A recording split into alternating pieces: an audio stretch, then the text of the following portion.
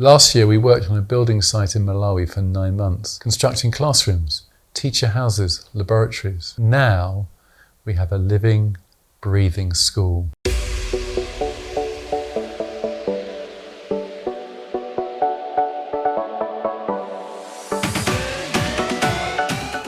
It's only 6 days old, but 57 wonderful, energised and motivated students and 5 great teachers. It was such a joy on the first day to take the assembly and to talk about the hope and the future these new students are receiving. What a privilege to be with them. I really want to thank the church for the gifts, including the legacy gifts that you've given to the school.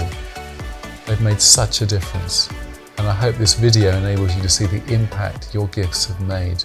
Our vision is to improve sustainably education in this poor rural part of Malawi, just to the south of Blantyre. In 2013, Hope for Malawi started our first primary school feeding programme. The focus was on child health and concentration and reducing student absenteeism. The next year we entered a library as there were virtually no reading books in the school. Since then, in 2 other primary schools, we've started feeding programmes and constructed libraries.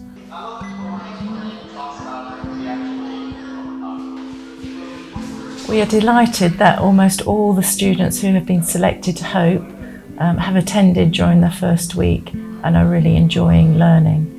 We've even had our first computer club with them and they've had library time and realised that it's a privilege, because in most CDSSs, community day secondary schools, there aren't those resources.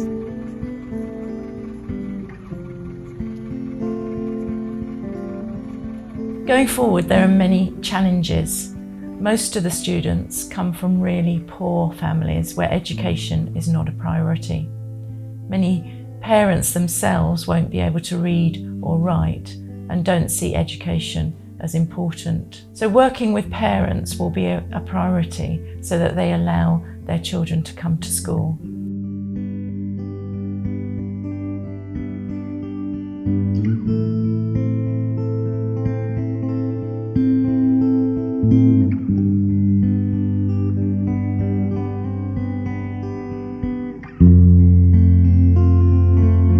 Keeping the school well-resourced will also be a challenge. The government will provide funds for teachers, but they have insufficient resources to provide books, teaching aids, lab equipment, computer equipment, and other resources. So providing those resources will enable the children to be able to reach their potential and have a really great learning environment. In the next phase, we want to set up a lab and computer room, including providing solar power for the school. We also want to move the road, which currently runs very close to the lab, and put it the other side of the primary school.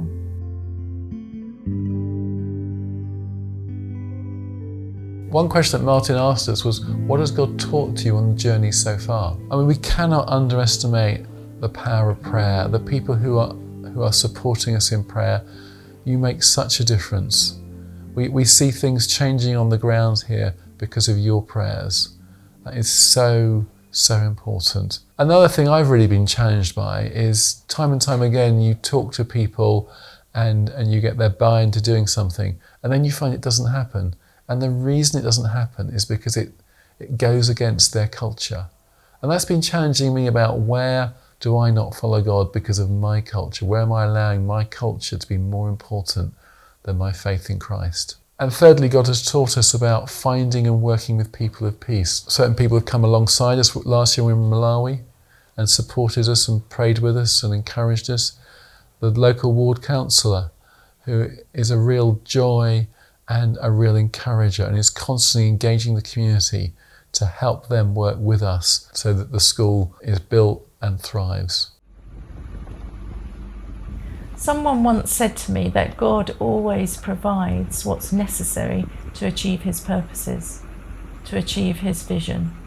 And that's been really powerful for me in the last few years. And it's released freedom. It's meant that I haven't had to worry about where resources have come from, because I know that God will always resource his vision. And when we've had a challenge or something has gone wrong, I've learnt to more quickly go to God, to seek His ways and to ask Him where the answer lies. And although things might not go our way, I've learnt to let Him be in control.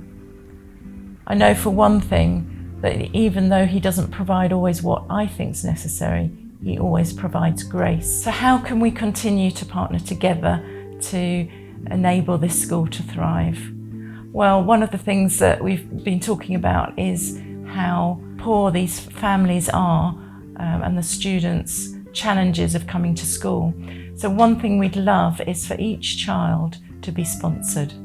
Some of them will be able to afford the small school fee, but what they won't be able to afford is all the resources that are needed for them to thrive at school. So we'd like each child to be sponsored, for a relationship to be developed between sponsor and student, where you can write and encourage them and they can write back. So if you'd like to do that, we'd love you to be a sponsor of one of the students at Hope. Another key way you can join in is through prayer.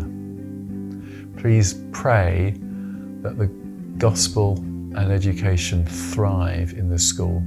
We're really keen to actually be equipping local people, so this is something that's fully sustainable, isn't dependent on us. So pray that we can find those people and we have the money to employ them. Thank you for your partnership with us in enabling this school to be a reality now.